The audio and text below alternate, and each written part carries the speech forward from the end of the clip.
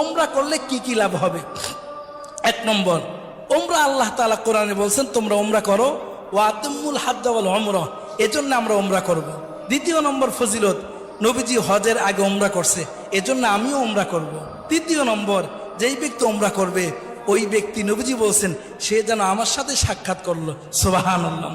চতুর্থ নম্বরে ওমরার ফজিলত, যেই ব্যক্তি ওমরা করবে নবীজি বলছেন আমি তাকে সুপারিশ করে জান্নাতে নিয়ে যাব, সুবহানাল্লাহ।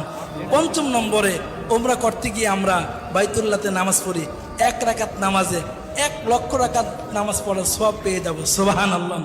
6 নম্বর ফজিলত হলো দুনিয়াতে থেকেই জান্নাতি জিনিস এর মধ্যে চুমা দেওয়ার সুযোগ হয়, যেটা হলো আসওয়াদ পাথর, হজরে আসওয়াদ, এর মধ্যে চুমা দেওয়ার সুযোগ হয়। 7 নম্বরে, ওমরা করলে জিন্দেগির গুনাহ মাফ হয়ে যায়। 8 নম্বরে, ওমরা করলে দোয়া কবুল হয়।